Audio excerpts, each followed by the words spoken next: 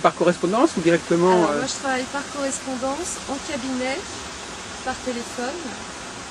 Voilà. Je fais du magnétisme aussi.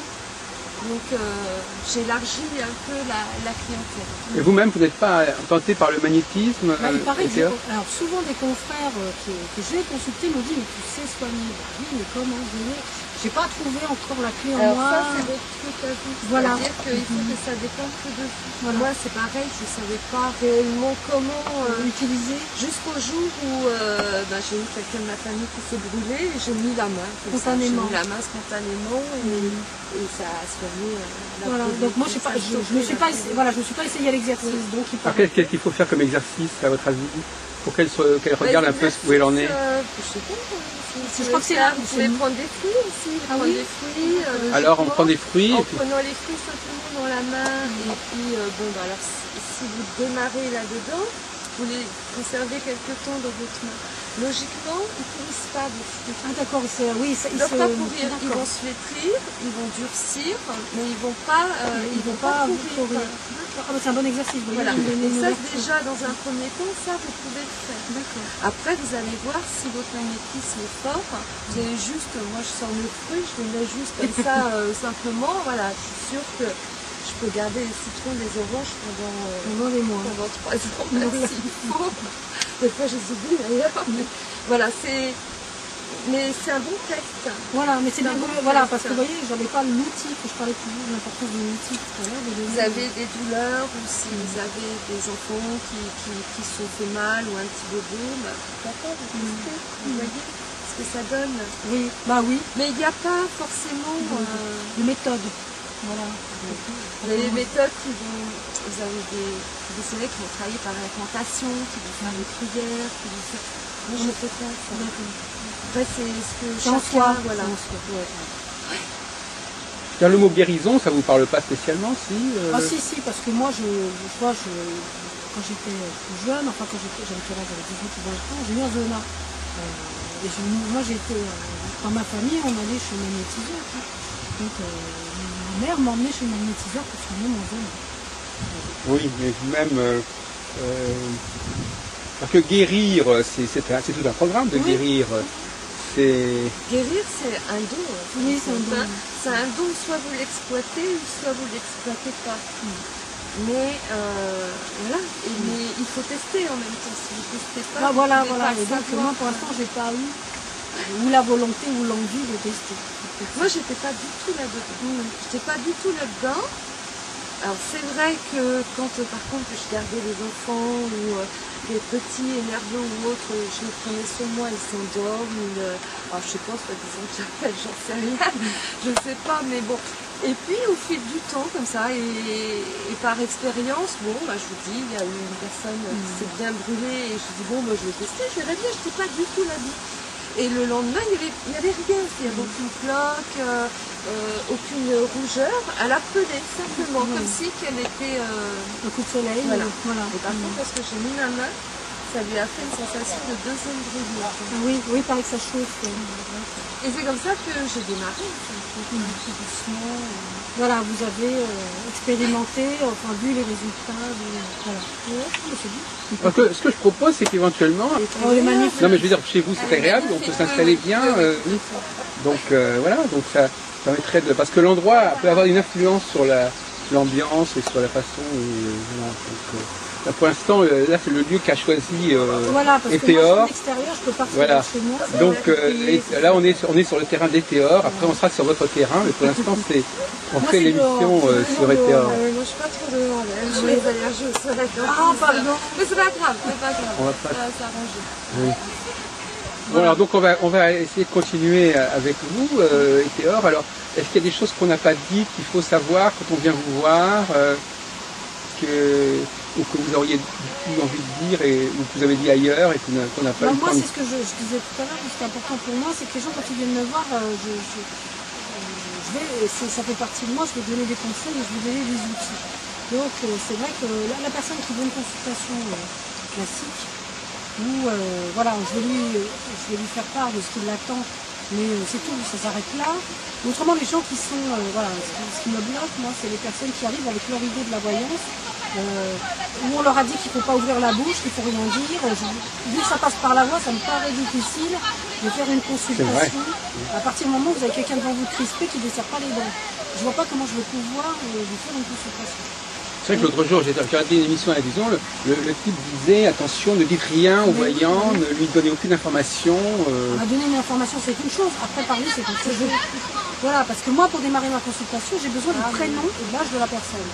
Oh, mais ça, c'est pas méchant. Ah non, voilà, mais j'ai besoin de ça. Et les gens, des fois, sont crispés. Donc, comme si, voilà, pareil, quand on parle de travail, souvent on travaille sur l'utilisation informatique. Moi, j'ai des flashs. Voilà, j'ai besoin des fois de comprendre ce que je vois. J'ai une image, j'ai pas le sous-titre si vous voulez.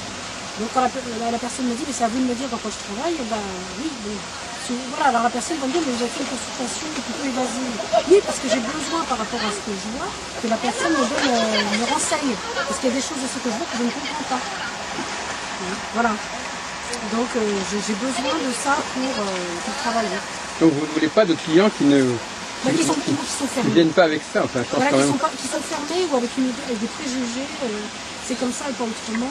Là, on travaillera mal. De toute façon, les petites choses, c'est arrivé. Moi, j'ai dit aux gens, on en reste là. Oui, parce que vous avez une idée assez claire de quand une consultation termine, vous dites ça s'est bien passé ou ça s'est mal passé. Voilà, je ne le dis pas à la personne, mais je sens quand ça s'est bien passé. En même temps, c'est bon. C'est pas pour. Souvent, les gens, quand ils viennent me voir, voilà, je rentre dans le vif du sujet, j'ai les gens en larmes tout de suite. J'ai toujours ma boîte de mouchoirs, moi, surtout au salon. Je touche au nerf de la guerre tout de suite, et les gens s'effondrent. Ah oui. Et ça, c'est un test que ça. C'est le test que je suis dedans, et puis qu'on va bien travailler. C'est faire pleurer les gens, c'est ça la qualité. Non, c'est que la personne va s'ouvrir, elle va lâcher. Oui. Elle va lâcher tout. C'est comme un ostéopathe qui touche à des choses qui sont nouées. Voilà.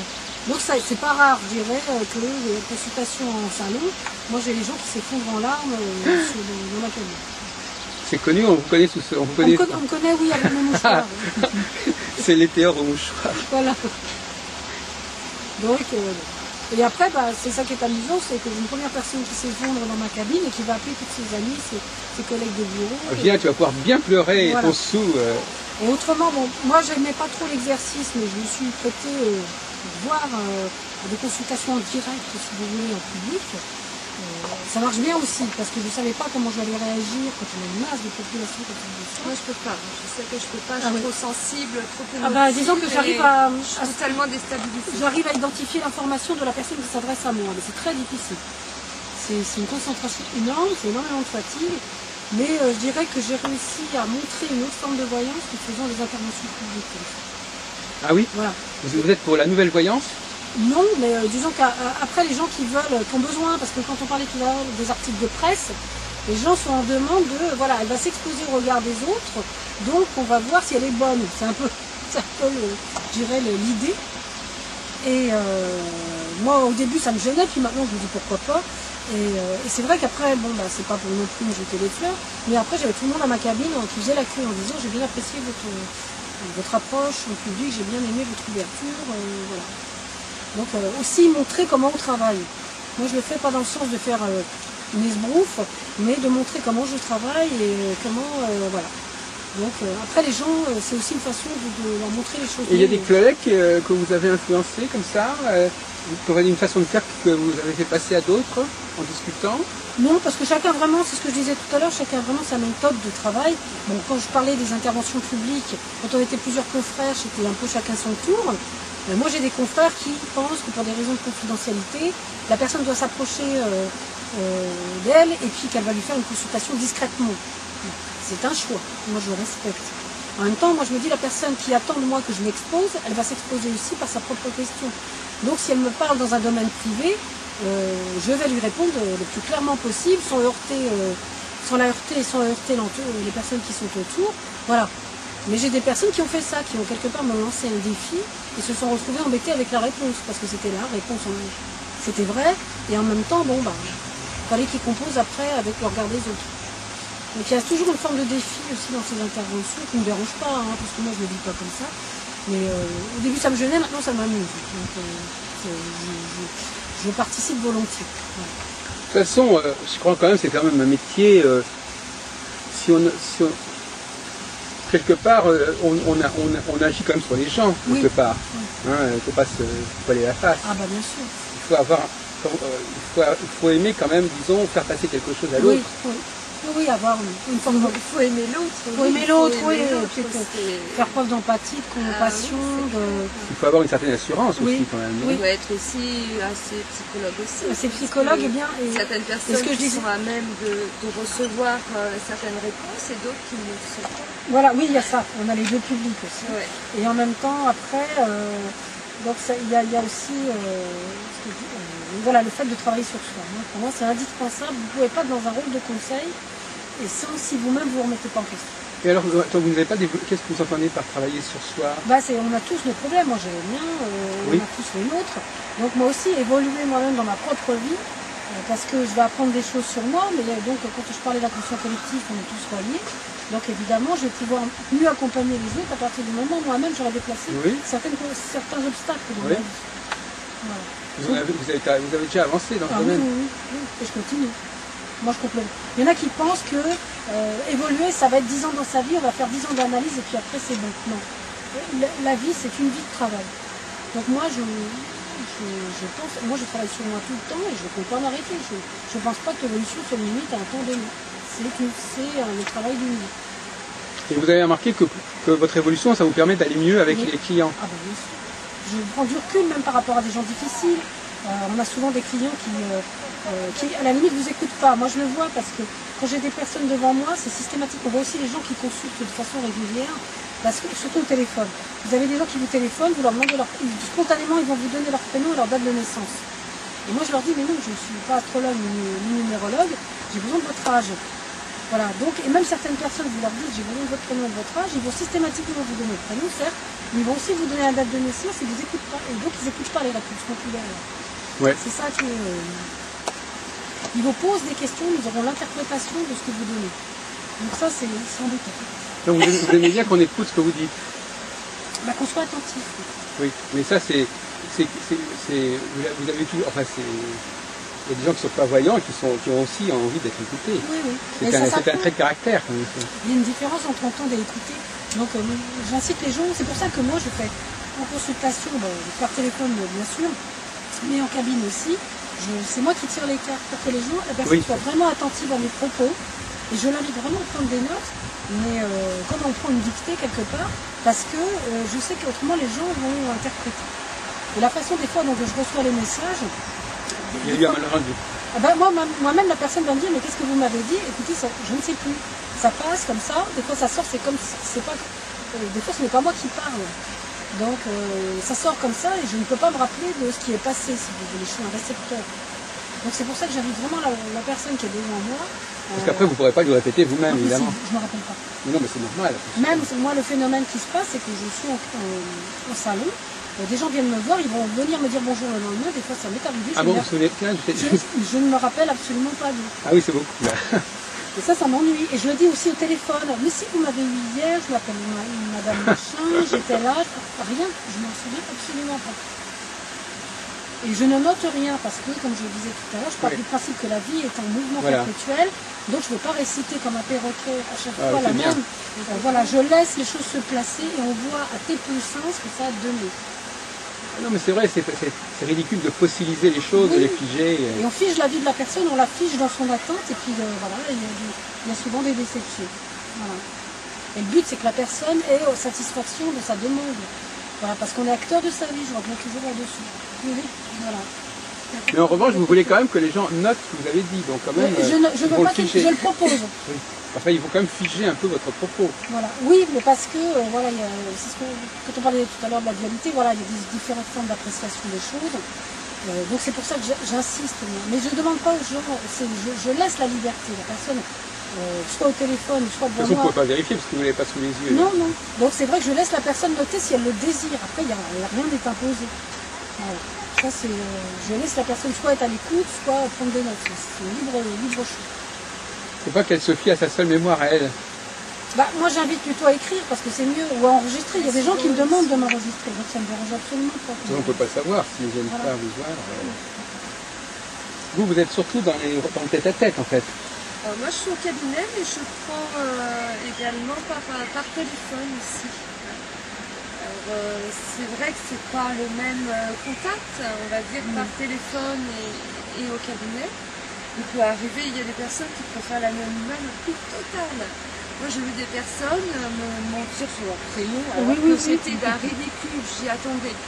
Je vous ai au téléphone, je vous demande un prénom, une date de naissance. Si vous m'appelez, je dis parce qu'il faut savoir, un coup vous appelez Patricia, un coup... ah oui, c'est la même personne qui change de prénom. Ah, mais elle me dit pourquoi vous avez reconnu. Je dis oui, je reconnais les voix quand même, certaines voix, et comme ça, je reconnais. Je dis donc, c'est pas la peine de m'appeler. Après, la consultation va être totalement faussée. À partir du moment où on n'est pas en accord, ça ressemble à rien. Je dis c'est ridicule. Je dis allez voir un psychologue si vous voulez. Je dis ne m'appelez pas moi. Quoi. Voilà, mais c'est vrai que par téléphone, il y a des personnes qui préfèrent l'anonymat total, quoi. Et qui sont dans l'attente de ce qu'ils veulent entendre. Voilà. Alors, ça ne se passe pas toujours comme ça. Il est bien évident que quelquefois, moi je ne suis pas toujours de mon avis. Alors quelquefois ils font la tête. Et puis ils rappellent. Moi je vois des personnes que j'ai eues au téléphone qui n'étaient pas satisfaites et qui sont venues me consulter en cabinet 2 ans après en me disant voilà, je suis venue, je vous ai eu au téléphone, je vous ai envoyé par courrier. Et ce que vous m'avez annoncé est arrivé alors que je ne le pensais pas. Et par conséquent, je viens vous voir en cabinet. Mais bon, Vous, vos clients, ils ne cherchent pas à vous revoir au cabinet, par exemple, s'ils ont eu un bon feeling. Si. Ça, par contre, les personnes que je rencontre en salon viennent me revoir. Après, il y en a, quand ils m'ont au téléphone, par l'intermédiaire d'organisateurs, j'essaye de me trouver. Bon, c'est vrai qu'au général, les réseaux de voyants, les propriétaires des réseaux n'aiment pas trop ça parce qu'ils considèrent que c'est une concurrence déloyale. Vous ne travaillez pas avec des réseaux, vous? Moi, je travaille sur 2 plateformes. Avigora et puis Pourvoyance. Moi, je suis sur Pourvoyance. Ah bah, elle a cité les deux. Mais Avigora, je n'ai pas réussi à... Ah oui, il paraît que c'est difficile. Alors, Avigora, moi, je suis pratiquement depuis le début, puisque je ne sais plus, je n'ai plus en tête, mais ça va être novembre 2006. Ah oui, d'accord. Alors, je ne fais pas...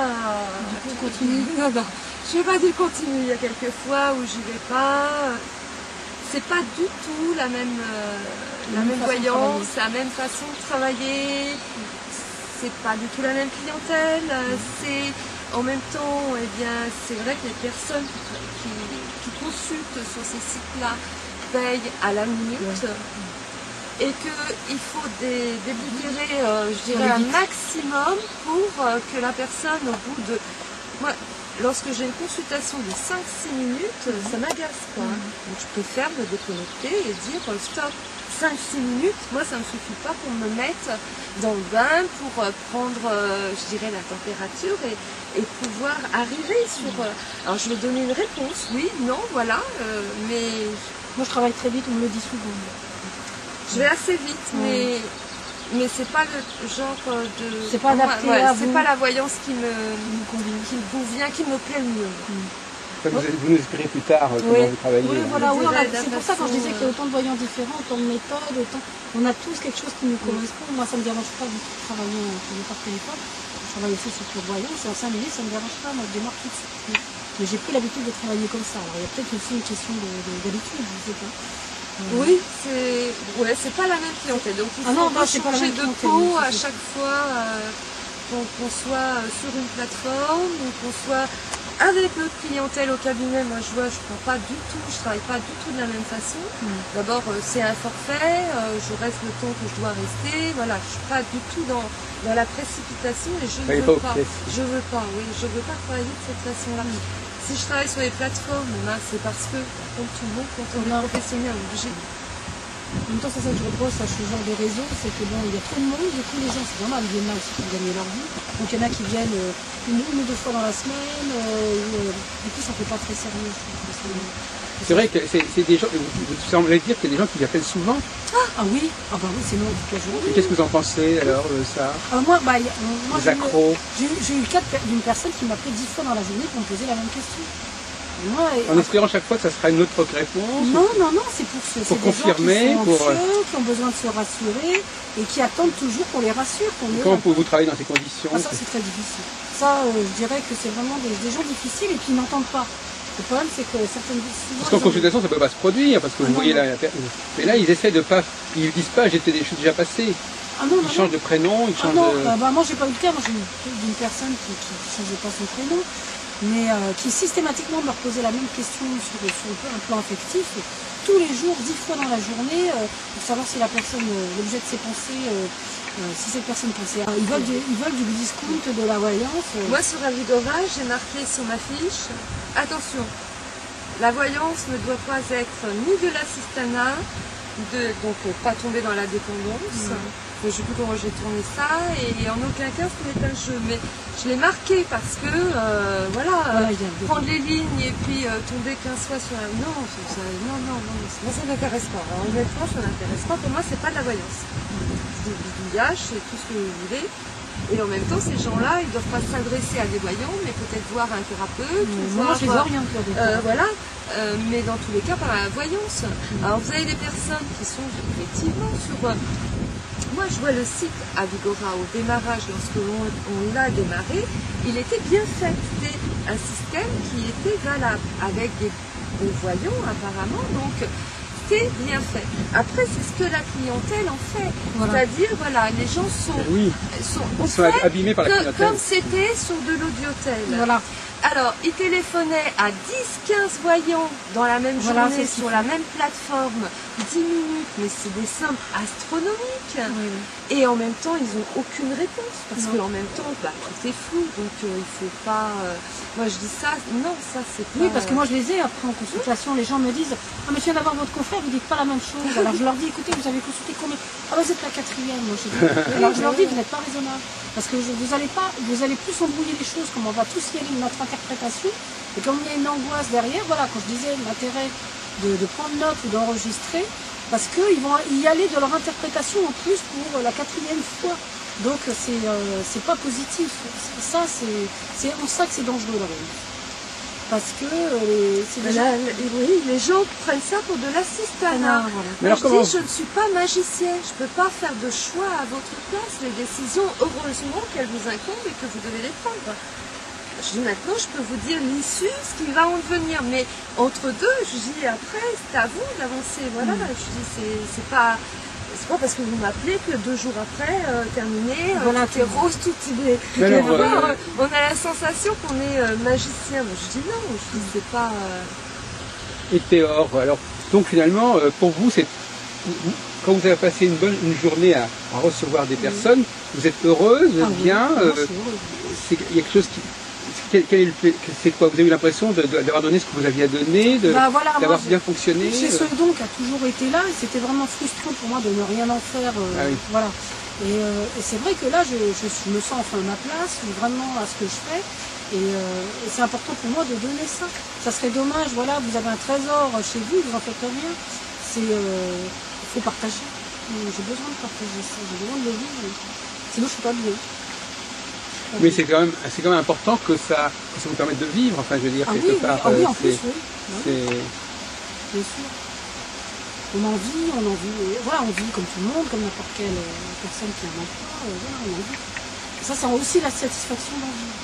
Parce qu'après, j'ai des personnes qui me disent, bah oui, mais c'est un don, pourquoi vous faire payer? Alors moi, je reviens toujours, je dis, écoutez, ça a toujours existé.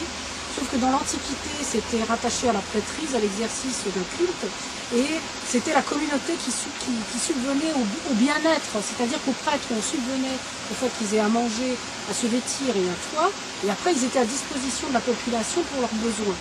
Alors j'ai dit aujourd'hui, la religion c'est une chose, et après il y a la science et la voyance de l'autre côté. Donc c'est vrai que on peut pas se consacrer, prendre 5 heures par semaine, voire plus, à un emploi, et après prendre des gens en charge, parce qu'on les prend quand même en charge. C'est pas possible, ça fait vraiment, on peut pas faire les deux à la fois. Donc qui dit recevoir des gens et les accompagner, il faut une rémunération. C'est pas possible autrement. Mais il y a encore des résistances de ce côté-là. Mais parce que notre société a encore un peu de mal avec... Donc pour vous, c'est au fond, vous pourriez travailler dans un temple, en fait, si c'était, enfin, je veux dire... Ah bah si ça existait encore aujourd'hui, oui. Ça me conviendrait, hein, c'est sûr. Dans une vie passée, je l'ai sûrement fait, parce que pour y passer comme ça, oui. Mais c'est quand même assez remarquable dans ce genre de situation, c'est l'intimité, la proximité. Les gens vont voir une inconnue qui est à la fois une inconnue et qui ne l'est pas tout à fait vraiment. Voilà, et puis ils vous livrent absolument tous deux. C'est un paradoxe, c'est-à-dire que vous êtes à la fois quelqu'un qui ne les connaît pas, donc qui n'est pas sur leur chemin, et en même temps qui les connaît quand même. Oui. C'est peut-être ce mélange qui les attire. Disons que oui, voilà. Et puis en même temps, il y en a qui arrivent et puis qui sont déstabilisés parce que d'un seul coup, ils se retrouvent à nu, alors qu'ils s'y attendaient pas. Les gens aussi viennent. Oui. Donc ils sont surpris, d'où des fois les crises de larmes que j'ai eu à gérer. Et bon, voilà, après, ça leur permet d'avancer sur leur chemin aussi. C'est ça. D'ailleurs, moi, actuellement, il y a des gens qui pensent que la consultation, c'est un événement pour la personne. C'est-à-dire que c'est comme si elle décidait de partir en voyage. Ça doit être, moi je dis, ça doit être un privilège. Oui. Un privilège et à la rigueur un luxe, pas quelque chose qu'on fait en claquant des doigts où ça devient 10, 15, 20 fois dans la journée. Voilà, la voyance doit être un plus, doit être un petit... Oui, c'est quelque chose qui vient en plus. On ne doit pas greffer ça dessus. Voilà, on ne doit pas vivre à travers la voyance.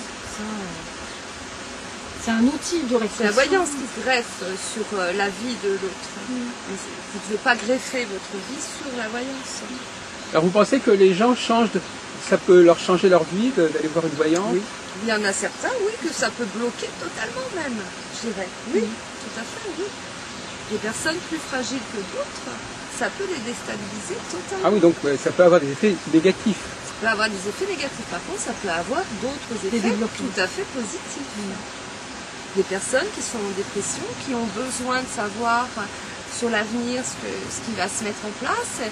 Et c'est vrai que lorsqu'on peut leur pointer un petit rayon de soleil qui va arriver et dire bon, il faut encore patienter, mais ça va le faire après, ça leur permet d'avancer, de tenir et de dépasser les épreuves. Et vous ne savez, en fin de compte, en vous écoutant, on a l'impression que au fond, vous ne savez pas à l'avance ce qui va se passer en fait. Vous ne savez pas à l'avance comment ça va être vécu, ce que vous allez moi, lorsque je suis dans ma voyance, je leur dis ce que je vois, voilà, ce qui va leur arriver de toute façon. Qu'ils y croient, qu'ils n'y croient pas, qu'ils fassent ou qu'ils ne fassent pas, ça arrivera, voilà. Parce que, oui, il y a même des personnes où je disais, attention, une grossesse, donc moi je leur dis, attention, voilà. Mais en même temps, elle est là, donc si elle est là, quelque part, elle arrive. Et après, on me rappelle, on me dit, oui, effectivement, voilà. Mais moi, je dis ce que je vois. On y va à ses risques et périls, en fait. Mais voir un voyant ou une voyante, pour moi, n'est pas sans danger, effectivement. On peut pas, moi je dis, il faut surtout pas faire un cadeau d'anniversaire, offrir une consultation de voyance à son ami ou à sa mère ou autre, ou peu importe, parce que pour la personne, ça peut être très très bien et ça peut être parfait. Et de l'autre côté, l'autre personne peut arriver et on ne voit pas du rose, on voit plutôt du noir. Et on est bien dans l'éducation aussi du dit. Alors, on y va doucement. Moi, je vais doucement, mais il faut bien dire les choses telles qu'elles sont. Oui, vous les dites en les vend. Mais alors, qu'est-ce que vous pensez du bouche à oreille? Moi, je fonctionne avec du bouche à oreille. Donc, mais alors, finalement, vous pouvez très bien dire que ce qui a marché pour l'un ne va pas marcher pour l'autre. Ou ce qui a été bien vécu pour l'un ne sera pas vraiment bien vécu pour l'autre. Ah, mais que ce soit le bouche à oreille, moi, au cabinet, c'est-à-dire que ce soit dans le négatif ou dans le positif, la clientèle, à partir du moment où ça arrive, la clientèle me ramène de la clientèle. Donc même si c'est dans le négatif, je veux dire, même si la personne n'est pas satisfaite, bien évidemment, elle va pas entendre, voilà. Oui. Mais lorsque ça arrive, j'ai des clients qui reviennent ou qui me renvoient, qui me disent mais quand vous aviez annoncé, il n'y avait rien qui pouvait supposer que, et c'est arrivé, donc va la voir, ou je retourne la voir, voilà, c'est comme ça. Maintenant, je ne demande pas, je cherche pas à convaincre. Est-ce que c'est plus frappant d'annoncer des choses agréables ou désagréables? Qu'est-ce qui frappe plus les gens? Des choses bien, qui seront bien vécues ou mal vécues? Ça dépend. Je dirais que ça dépend comment est la personne. Si la personne est déprimée, Vous pouvez tomber sur une personne déprimée où vous allez lui dire mais là il y a une rencontre qui va se faire. Si la personne elle est seule depuis 3 à 4 ans, elle va dire ouais mais plus le temps qu'on me le dit, la rencontre, j'y crois plus quoi. Hein. Voilà. Vous avez d'autres personnes qui vont dire ah ben enfin yes, je commence à. Donc ça dépend aussi de la personnalité. Non, ma question c'était est-ce que les gens sont plus frappés par des choses positives qu'on leur a annoncées ou par des choses négatives? Autant pour moi. Oui, autant. Oui, parce que les retours. Moi je autant, vois ça voilà, autant. Les réactions humaines sont vraiment diverses. À partir du moment où je pense que vous dites des choses et qu'elles arrivent, qu'elles soient dans le négatif ou qu'elles soient dans le positif, les personnes viennent vous voir par rapport à votre voyance, pas par rapport à ce que vous leur dites. Mais on pourrait croire que d'une certaine manière, c'est plutôt des mises en garde. Genre, faites attention à ça, faites attention à ceci. Est-ce que c'est parce que prévenir, quand on prévient les gens, c'est souvent, on prévient d'un danger plutôt que d'un bonheur. Par exemple, voyez-vous, dans le langage courant, on avertit les gens plutôt d'un péril que de quelque chose d'hyper agréable. Donc d'une certaine manière, malgré tout, par exemple, sur une route, on vous annonce qu'il va y avoir un problème sur la route, on ne va pas vous annoncer que tout va bien. Donc quelque part, on peut penser que le voyant, il est quand même censé, souvent il a dit, mais ça a l'air d'aller bien, mais il pourrait y avoir un truc qui ira pas.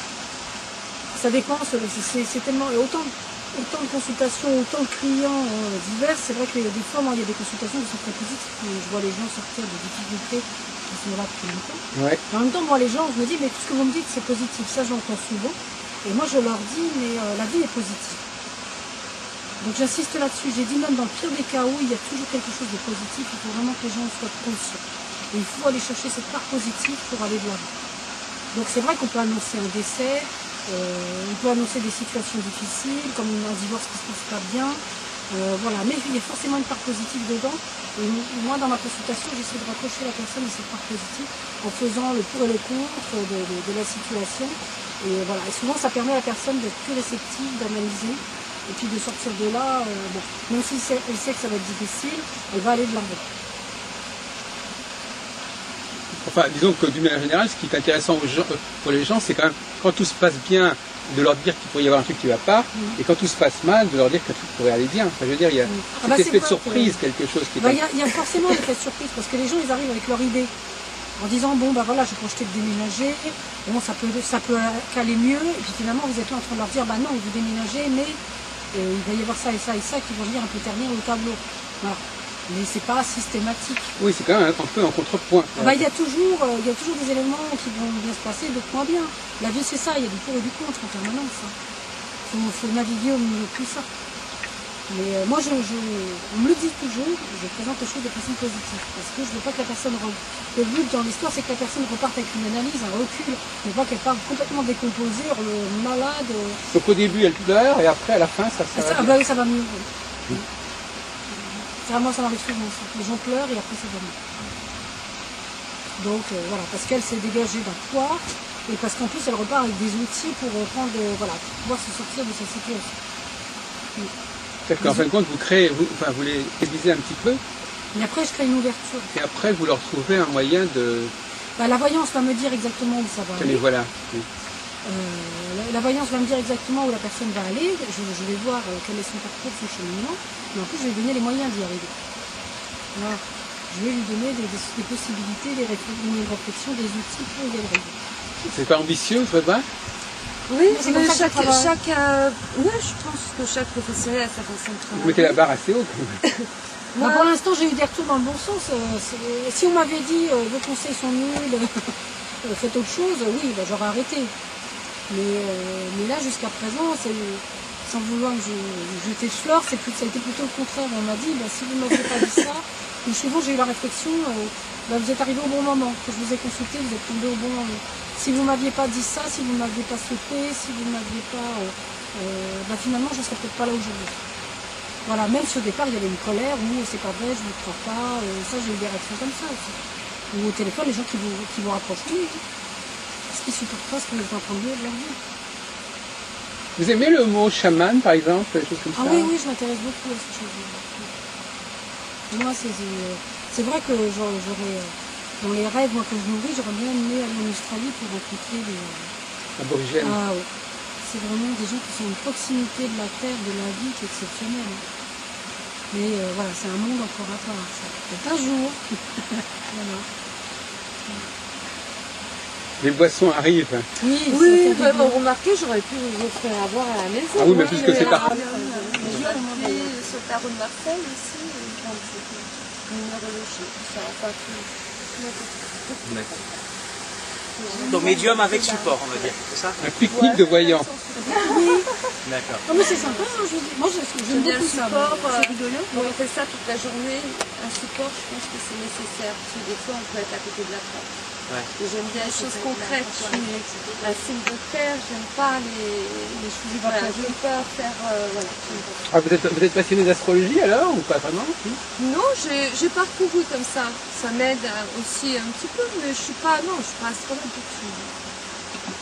J'ai bien compris, Heather, vous, l'astrologie, ça joue pas de rôle dans votre Ah discours. non, ni la numérologie. Ça vous sert ni à comprendre les gens, ni à comprendre le monde.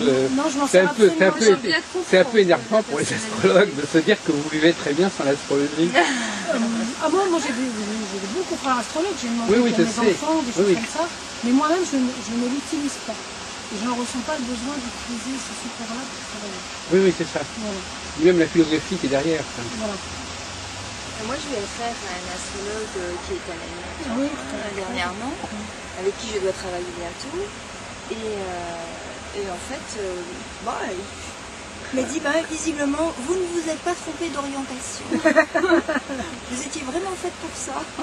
Oui, bon, ça va. Je suis en accord avec moi-même. C'est déjà pas mal. Hein. C'est déjà ça. C'est bien de savoir et de connaître aussi son thème astrologique.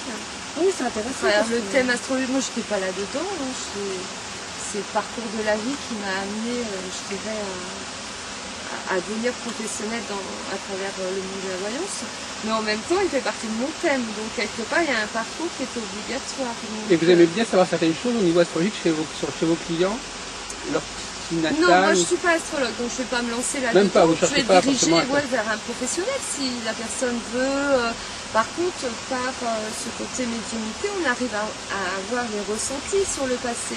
Vous avez des personnes qui rament et puis vous apercevez que lorsqu'on remonte sur l'enfance, il y a eu des incidents ou des choses importantes qui ont été totalement occultées ou dans tous les cas qui ont été mises de côté et qui bloquent la personne. Et quand on met le doigt dessus, bien évidemment c'est difficile, mais ça permet aussi à comprendre un client ou un client, peu importe, le pourquoi aussi que ça bloque, pourquoi toujours dans l'échec. Et ça vient par l'astrologie? On peut le déterminer? Non, ça c'est la médiumnité. Oui, c'est ça. Non, parce qu'on pourrait déterminer des dates. Je pense qu'on peut aussi, par le biais de l'astrologie, des dates pour lesquelles on va travailler. Oui, si, on peut. Oui. Il y a des blocages, tout ça. Mais... Ce qui est rigolo, c'est que quand j'ai vu Frédéric, lui, il m'a montré dans mon thème qu'il y avait des données, en fait, que toi, tu m'avais dites en voyance. D'accord. Tu vois, il y avait des recoupements, en fait, entre le thème astrologique et la voyance. Enfin, plus exactement, entre ce que lui dit et ce qu'elle a dit. Tout à fait. Qui n'est pas tout à fait pareil. Voilà. Parce qu'en fin de compte, le point commun, c'est fou quand même. C'est moi qui ai fait le recoupement, bien sûr. Oui, donc... c'est intéressant aussi. Peut-être que l'astrologue, il adapte son astrologie à la personne avec qui il parle. Bien sûr.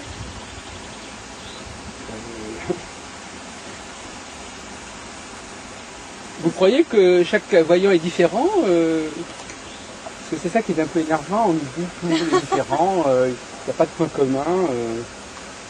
Il y a le point commun, du moins déjà des ressentis, ça c'est sûr. Et du don vers les autres, ça c'est déjà un point commun, c'est sûr. Si on n'aime pas l'être humain, si on n'aime pas donner... Mais est-ce qu'on ne vient pas puiser aux mêmes informations? Est-ce qu'on vient pas... Est-ce que quelque part il n'y a pas un élément de convergence quand même? Au niveau de la source de la formation, des potentialités, c'est comme si, je sais pas, tout le monde, il y a toujours un produit, je sais pas, il y a une matrice commune à tout le monde, non, quelque part. Je pense que la matrice, c'est que les gens sont curieux, oui. On est toujours désireux de savoir ce qui peut nous arriver. En même temps, la clientèle qui consulte, bien souvent, c'est qu'elle est dans la mélasse, ou qu'il y a un problème, ou qu'elle est mal, voilà. Donc, c'est-à-dire que la clientèle, on arrive bien à citer son profil. Mais en revanche, le professionnel. Il faut reconnaître qu'il est très rare qu'une personne en bonne santé, tout est rose, tout va bien, vienne consulter. Ça peut arriver, mais c'est quand même assez rare. Donc on peut déjà presque préjuger que la personne est pas, enfin ça peut être un peu banal de dire ça, mais vous pouvez dire facilement d'entrée de jeu, vous pouvez dire à la personne qu'elle est. Elles sont à la recherche, elles sont dans une demande. C'est déjà quelque chose qu'on peut leur dire. Maintenant, mais ça, c'est pas inhérent à l'astrologie. Non, mais ça, c'est inhérent à une personne qui va consulter quelqu'un pour être conseillé, que ce soit un médecin, que ce soit un psy. C'est pas inhérent. Maintenant, il peut arriver exceptionnellement que des gens viennent voir un médium ou quelqu'un pour une évolution personnelle et que globalement ça aille bien dans leur vie et pour faire un choix sans pour autant qu'ils soient dans la mélasse.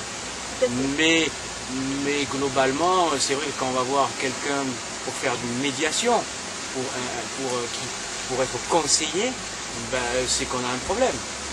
Je ne vais pas aller voir a priori mon médecin si j'ai pas mal quelque part, globalement, en général. Hein. Si je vais le voir, maintenant je peux faire un check-up, juste parce que je suis inquiet sur ma santé, mais que tout va bien. Il y a des gens, ils peuvent consulter une fois par an, faire un check-up, ça arrive aussi. Hein. Pourtant, ça va pas mal dans leur vie, parce que... Mais c'est pas ce qui domine. C'est pas ce qui domine. C'est pas ce qui domine. Mais on pourrait se demander si les gens qui vont voir les voyants n'ont pas quand même certains points communs. Et par exemple, ils sont peut-être, pour employer un mot un peu, imprévoyants, en fait. Il y a des gens qui sont pas très prévoyants, pas très organisés dans leur vie, et c'est justement ces gens-là qui se trouvent en fait des situations terribles.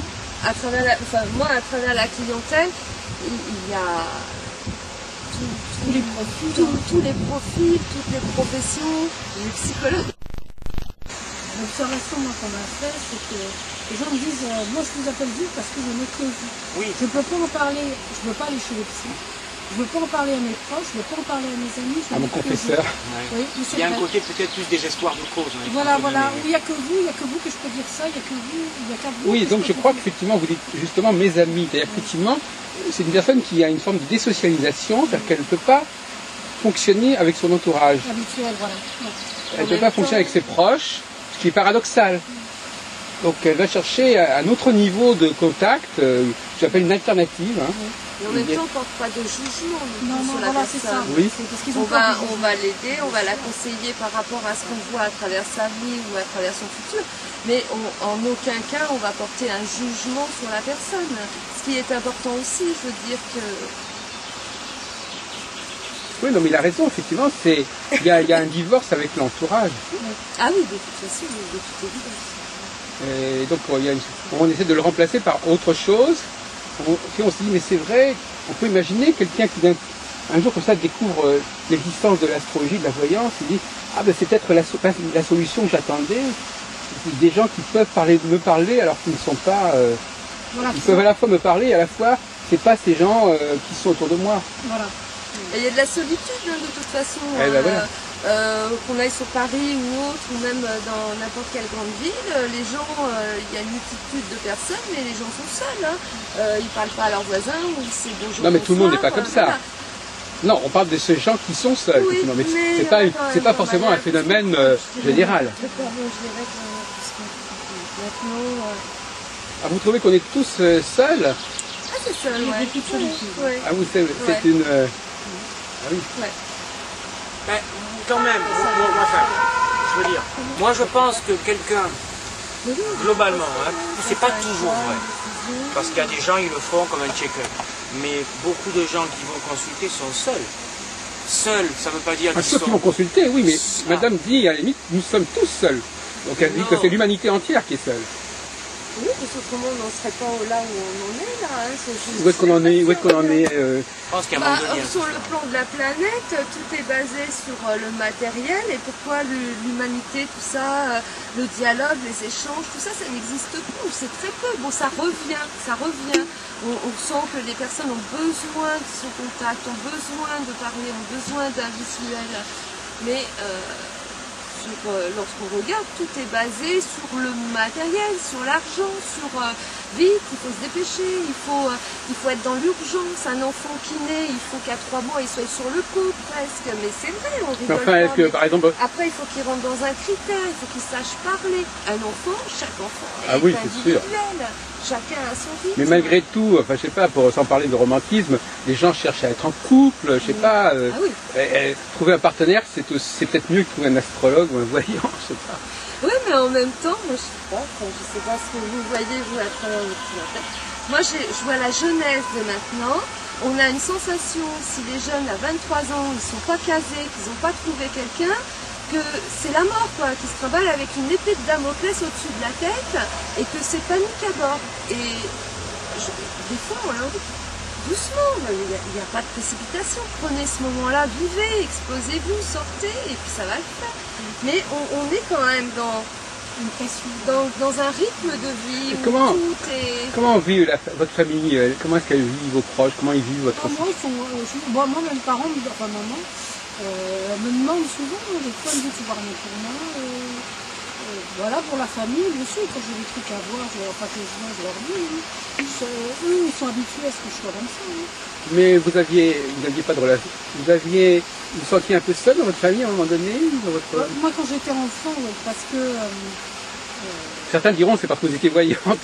Moi, il y avait de ça, parce que je voyais les personnes qui étaient décédées, je les entendais. Ah oui, ça isole quand même. Et ça isole beaucoup parce que vous arrivez sur cette terre comme ça, on ne fait pas trop attention quand vous êtes gamin. Et puis au bout d'un moment, quand vous grandissez, on vous dit qu'il faudrait peut-être grandir, que l'imaginaire c'est très bien, et c'est là que vous vous rendez compte qu'il y a quelque chose de différent. Alors c'est là que je pose la question, est-ce que je vais bien, est-ce que je ne vais pas bien, c'est quoi la normalité? Voilà, donc là c'est difficile à dire. Parce qu'il faut comprendre. L'enfance d'un voyant. Donc, en plus, voilà, et puis selon les époques où on est né, c'était plus ou moins, voilà. Donc c'est vrai que ça c'était difficile, plus jeune ça a été difficile. Et vous, Laurent, vous avez souffert de la solitude, vous, au niveau de l'incompréhension? Moi je dirais, si j'ai souffert de la solitude, c'est pas nécessairement une solitude en lien avec ça, mais c'est une solitude plus globale. Mais non, je dirais que c'est vrai que c'est pas quelque chose... C'est-à-dire que c'est paradoxal, c'est quelque chose quand on est jeune qui peut servir d'outil sociabilisant avec les amis, avec l'école, parce que c'est quelque chose qui peut rendre pseudo-populaire, on va dire ça comme ça. Et en même temps, c'est quelque chose qui peut attirer ou des jalousies ou qui est difficile à faire passer. Et puis tout dépend aussi si c'est quelque chose qui a été amené par la famille ou si c'est quelque chose où finalement on est à côté de notre famille avec ça. Et moi je dirais que j'ai eu une famille qui n'est pas psychorigide, mais où c'est pas non plus quelque chose que je pouvais partager ouvertement, ou c'est quelque chose qui fait partie du terreau familial qu'on transmet de génération en génération. Donc oui, quelque part ça peut être marginalisant, mais bon, ça dépend les périodes, ça dépend l'enfance, l'adolescence, le monde adulte. Après, par la suite, si vous voulez, en même temps, moi, j'ai pas eu une famille qui m'a interdit. Et aujourd'hui, je dis ça, ce que je fais, il n'y a pas d'omerta. Voilà, et il y a même eu des périodes où ils ont pu me demander, voilà. Donc, ces choses-là, ça évolue aussi avec le temps, je pense. Voilà. Oui, donc il y a quelque part, enfin, pour l'astrologie, par exemple, les gens, ils cherchent ils recherchent des repérages. Ils cherchent des... Effectivement, je crois que dans beaucoup de cas, les personnes ont le sentiment qu'on ne les a pas bien compris, mais c'est quand même une sorte de comment ça s'appelle, c'est une solution alternative. Et vous parlez pour qui? Pour les praticiens ou pour les patients? Là, on est en train de parler des gens qui sont venus à ces domaines. Hein, oui. Vous savez, on est le premier patient, le voyant. Moi, je crois que c'est pas inhérent aux voyants. Je crois que voilà. Bon, moi, j'ai souvent le proverbe qui dit les chausseurs sont souvent les plus mal chaussés. C'est-à-dire qu'un psy, par définition, c'est souvent quelqu'un lui-même qui a dû travailler sur lui ou avoir des soucis par rapport à lui-même, qui fait qu'il a été amené à s'intéresser aux autres pour aider les autres. Enfin, c'est la tarte à la crème classique. Donc je ne crois pas que ce soit inhérent au monde alternatif. Je crois que c'est inhérent à ceux qui aident, où qu'ils soient sur le spectre. Non, mais ce que je veux dire, c'est que je crois que ce qui est intéressant, c'est que les gens sachent qu'il y a une autre solution. Un recours, c'est-à-dire qu'il y a, il y a le monde normal, et puis quand on a l'impression que ce monde normal, il est bloqué pour nous, de savoir qu'il existe un autre monde à côté, où on va peut-être pouvoir évoluer dans des meilleures conditions. C'est une espèce d'issue de secours, enfin, d'une certaine manière. On a chacun une destinée, de toute façon. Moi, pour moi, on n'est pas comme ça, et puis on a un tracé, on a un destin. Et quelquefois, si on regarde... C'est un autre regard, on cherche un autre regard. Oui, on peut prendre des déviations, mais pour moi, le destin, entre guillemets, nous ramène toujours sur à peu près une voie qu'on ne veut pas entendre, qu'on ne veut pas voir. On a quand même, pour moi, je pense qu'il y a un fil conducteur, ouais. Moi, j'emploierais pas le mot destin, c'est plus compliqué que ça. C'est un fil je comprends. Mais c'est pas ce que je dirais aux gens, mais je comprends. D'ailleurs, on sait très bien que les êtres réalisés arrivent à créer le meilleur vie qu'ils veulent. Mais c'est vrai que pour nous, pauvres êtres humains, moi y compris, effectivement, on a quelque chose de plus grand de nous qui nous dépasse. Moi, je dirais plutôt que, pour moi, que le bon voyant doit aider et quelqu'un qui voit dans le futur ce que la personne, à un moment T, dans le présent, a déjà créé, mais dont elle n'a pas conscience dans la matière, parce que ce n'est pas encore arrivé, mais que cette chose-là peut être modifiée. Même les choses les plus fatalistes comme la maladie, même si c'est plus compliqué pour un cancer, évidemment, que pour prendre à droite lorsque je vais prendre la prochaine rue dans 10 minutes. Mais dans l'absolu, tout est possible. Après, effectivement, moi je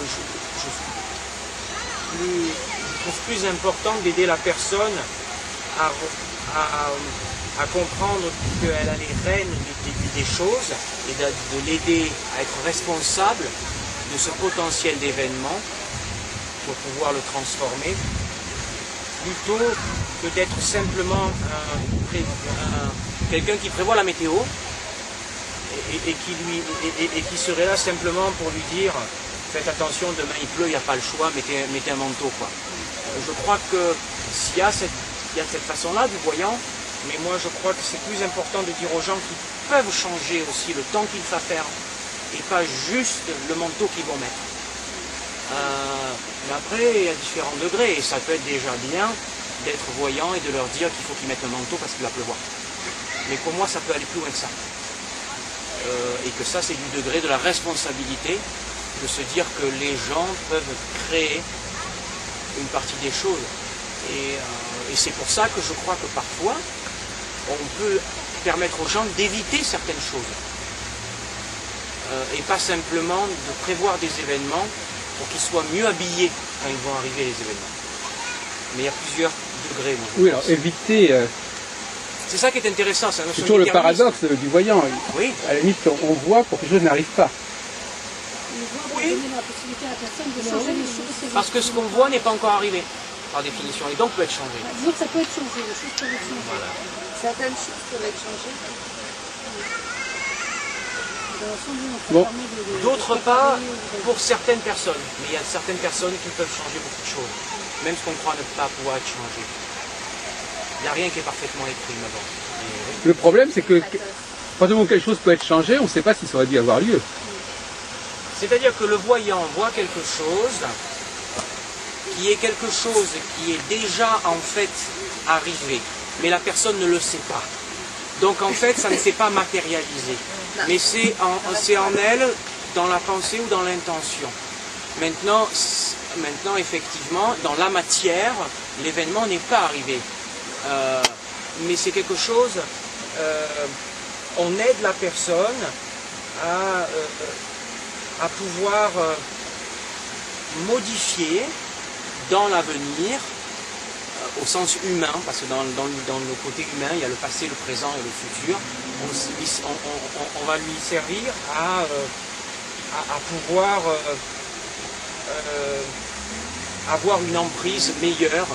Voilà. Mais ce que je veux dire, c'est qu'il est eu arrivé que... Je vais donner un exemple classique. Un médium annonce un événement, un accident. On va donner cet exemple-là classique, un accident. Eh bien, il est pu arriver que des personnes disent, à ce moment-là, le voyant m'avait dit qu'il me voyait sans ceinture. Je donne un exemple caricatural. Je n'avais pas ma ceinture. Et il m'avait dit, je vous vois sans ceinture avoir tel accident. Il me l'a dit à ce moment-là. Alors moi, ce jour-là, j'ai mis ma ceinture. Et puis j'ai été plus prudent parce que je savais que c'était pendant ce mois-là. En tout cas, c'est ce que le voyant m'a dit. J'ai quand même eu l'accident. Bon, parce que si on l'évite, par définition, on ne peut pas savoir si on l'a évité. Puisque par définition, on n'a pas été confronté. C'est ça qui est compliqué. Mais il y a des cas où on ne l'évite pas complètement, mais on a pris des décisions qu'on n'aurait pas prises normalement parce qu'on sait qu'on ne les prend pas. Où on a eu ce jour-là, on y a plus pensé. Eh bien, cette personne a eu l'accident, mais elle l'a eu dans des circonstances qui fait que c'était moins dramatique. D'abord parce que, un, elle avait la ceinture, deux, elle y a pensé, et trois, elle sait avec le recul, de façon sûre avec elle-même, que ça ne se serait pas passé comme ça. Donc c'est des exemples complexes, mais en même temps très, très simples, qui fait qu'on est à mi-chemin. Il n'y a pas de déterminisme absolu, mais en même temps c'est arrivé. Donc est-ce que le voyant était écrit dans le destin lorsque la personne est allée le consulter ou pas? C'est des questions très compliquées. Mais je pense que c'est là où, même pour ces choses de la fatalité, parce qu'on s'accorde souvent dans la voyance à dire que l'accident le plus terrible, le problème de santé le plus très difficile, qui n'est pas une grippe, un truc très grave, est beaucoup plus difficilement contournable que simplement changer de travail, même pour ces choses-là, mais ça dépend du consultant aussi, on peut les éviter. Qu'est-ce que vous en pensez de ces paradoxes, des choses qui ont lieu, mais pas vraiment, mais pourraient avoir eu lieu, auraient pu avoir lieu? Moi, je l'ai vécu ça avec un écrivain qui était venu me consulter dans un salon. Je lui demandais si c'était elle qui était propriétaire d'un véhicule rouge. Elle me dit non, c'est ma sœur. Et quand on approchait des fêtes de fin d'année, et je lui avais dit ce serait mieux que ce serait vous qui preniez le volant ce jour-là parce que je vois un moment de panique qui va amener à un accident. Et elle me dit, oh bah ça ne m'étonnera pas, ma soeur a peur. Donc finalement, je l'ai revue après donc, les fêtes de fin d'année. Et elle me dit, bah, grâce à vous, on n'a pas eu d'accident. Elle m'a recontacté parce qu'elle m'a dit, on est parti danser. Et finalement, on était monté dans le véhicule d'un ami. Et elle voulait rentrer. Cette année, elle dit, non, je danse encore un petit peu, encore un petit peu. Donc finalement, ils partent plus tard que ce qu'elles avaient prévu. Et finalement, au loin, elles ont vu des gyrophares, il y avait effectivement eu un accident. Et si elles étaient parties au moment donné où elles le souhaitaient, elles se seraient retrouvées au milieu de ce carambolage. C'est intéressant ça. Voilà. Oui. Et elle m'a dit, même si ce n'est pas une preuve absolue, mais c'est intéressant. Voilà. Et donc elle m'a dit merci. Elle a dit, voilà, pareil, il y a eu une réflexion, est-ce qu'on l'aurait eu, est-ce qu'on ne l'aurait pas eu? Oui. Voilà, mais en attendant, on n'était pas là au moment où ça s'est produit, parce qu'on avait changé les choses, et tant mieux, et merci. Voilà. L'accident a quand même eu lieu, mais elle n'était pas dedans. Et vous, qu'est-ce que vous en pensez? J'ai l'impression que vous teniez à ce que les choses se produisent comme elles Non, moi je suis partagée, non, je tiens pas forcément, moi j'ai pas vraiment d'opinion, mais bon après ça dépend. Dans la voyance, si on fait une voyance sur un court terme ou si on voit beaucoup plus loin, il y a des choses qui pour moi on ne peut pas maîtriser, c'est-à-dire que cette personne effectivement peut-être a pu y réchapper et qu'on n'en sait rien, un an après a pris la voiture, a pris le chemin et elle s'est plantée. Donc, elle a raison, c'est vrai que... Et il y a quelque chose, voilà, c'est... Le truc qu'on croit avoir évité, c'était pas le truc qui va arriver. Des choses importantes oui, qui sont... mais parfois on l'a quand même évité. Voilà. Ah oui, mais c'était peut-être pas ça. Oui. C'était peut-être pas ça. Oui, peut-être. Mais parfois on sait, des années après, parce qu'on sait que l'événement n'est pas le même, qu'on l'a évité. Mais là, on ne peut pas le savoir, oui, parce qu'on ne sait pas ce qui s'est passé un an après. Voilà. Et, mais enfin, prenez le crash d'avion, cette gamine qui était dans l'avion, pourquoi elle a réchappé? Elle était dans l'avion, tout le monde est mort, elle a réchappé. Pourquoi? Voilà. Oui. Alors, je veux dire qu'à la rigueur, elle aurait été consulter un voyant ou une voyante ou un marbout, enfin peu importe. Avant, on lui aurait dit, il y a un crash d'avion, tout le monde est mort, sauf vous. Je vous vois vivante. Peut-être que le voyant ne le voit pas d'ailleurs. Il voit l'accident et finalement elle s'en sort, mais le voyant s'est trompé un petit peu. Peut-être que le voyant ne comprendrait pas non plus. Moi, ça m'est arrivé pour malheureusement ce drame du Concorde, parce que j'avais un monsieur qui travaillait à Air France, et donc c'était son ex-compagne, pour lequel il avait toujours un attachement. Et je lui avais dit, comme une voyance qui le concernait, écoute, elle arrêtera brutalement le vol sur Concorde. Il m'a dit, c'est pas possible, c'est une passion. Les équipes qui volent sur Concorde, c'est vraiment, à moins qu'on arrête les vols Concorde, c'est voilà, une carrière en soi, le Concorde. Oui. Et il y a eu, le jour où il y a eu le crash, j'ai essayé de le joindre, parce que je sentais qu'elle faisait partie de l'équipage, je savais qu'elle était en vie. Non, mais on va y aller, hein, on va y aller. On va laisser terminer cette phrase. Ça ne pas que moi. Moi, j'essaie d'aller mourir ici, vous pouvez aller vous mouiller là-bas, moi je fais ça. Mais là, oui, vous rougissez, vous n'êtes pas bien. On va y aller, de toute façon, on va y aller. Ah oui, d'accord. Voilà. Voilà. Et donc il y a eu donc j'ai essayé de le joindre avec beaucoup de difficultés parce que c'était un moment de panique à Air France. Et moi je l'ai appelé quand je l'ai joint, je lui ai dit ne t'inquiète pas, il était en pleurs, je lui ai dit elle n'est pas dans l'avion, je lui ai dit mais c'est son équipage, je lui ai dit elle n'est pas dans l'avion. Et effectivement, quelques heures plus tard, parce qu'il n'arrivait pas à joindre ses proches qui étaient toujours occupés, il a eu donc ses parents qui lui ont dit que c'était bien son équipage, mais quand elle s'est présentée à l'embarquement, le commandant de bord, qui a tous les droits pour l'équipage, a dit il y a trop d'heures de vol, tu ne montes pas. Voilà, donc tu restes au sol. Et effectivement, il les a tous vus mourir.